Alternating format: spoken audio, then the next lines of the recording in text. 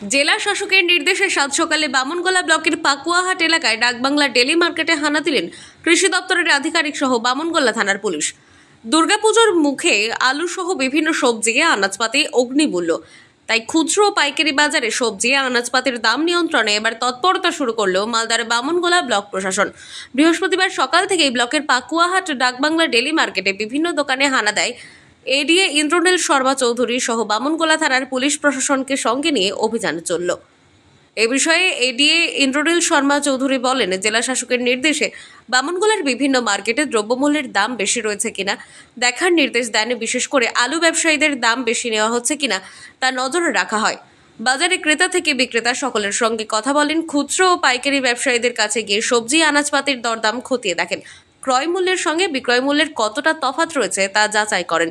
কেউ অতিরিক্ত দাম নিলে তাদের সঠিক দাম নেওয়ার ব্যাপারে সতর্ক করেন।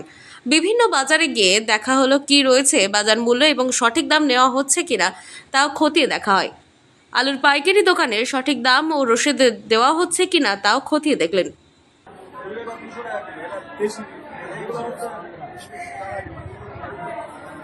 মার্কেটে আমাদের লাস্ট মাননীয় ডিএম স্যারের নির্দেশে আমরা একটি ভিসি হয়, সেখানে আমাদেরকে নির্দেশ দেওয়া হয় যে জনসাধারণের কাছে যে মেনলি আলুর উপরে যে দামটি, অনেক ক্ষেত্রে দেখা যাচ্ছে আলুর দামটা প্রচুরভাবে বেড়ে যাচ্ছে। তো মাননীয় ডিএম স্যারের নির্দেশে আমরা মেনলি আজকে বামনগোলার ডাকবাংলা বাজারে সকালবেলা ভিজিট করলাম এবং দেখলাম যে আলুর দামটা যে রেঞ্জে আমাদেরকে স্যার বলেছেন যে পোখরাজ আলু 23 টাকা থেকে 25 টাকা কিলোর মধ্যে যেন রেটটি থাকে এবং জ্যোতি আলু যেটা সেটা 30 টাকার মধ্যে যেন থাকে। তো আমরা আজকে মার্কেট সার্ভে করলাম, জনসাধারণের সাথে কথা বললাম এবং খুচরো বিক্রেতা তাদের সাথেও আলোচনা করলাম। তো অ্যাজ পার যা রেট আছে 23 থেকে 25 টাকা পোখরাজ এবং 30 টাকা কিলো জ্যোতি তার মধ্যেই আছে, সেরকম কোনো অভিযোগ আমরা পেলাম না। এবং আমাদের as per instruction of honourable DM sir আমরা সপ্তাহে 3 বার করে আমরা এই মার্কেট সার্ভে করবো। বামনগোলা ব্লকের বিভিন্ন মার্কেটে আমরা যাব এবং যাতে প্রাইসটা কন্ট্রোলের মধ্যে থাকে এবং জনসাধারণের যেন কোনো সমস্যা না হয় সেই ব্যাপারটা আমরা দেখব।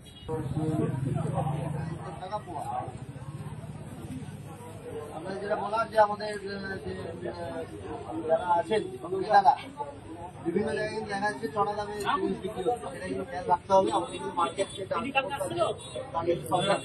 আমরা ভিজিট করি, কোথাও যেন চড়া দাম নেওয়া বা বেশি দাম নেওয়া জনসাধারণের কাছ থেকে যেন কোনো কনসেশন। মালদা থেকে দেবু সিনহা এবং দেবাশিস পালের রিপোর্ট, আনন্দ বার্তা।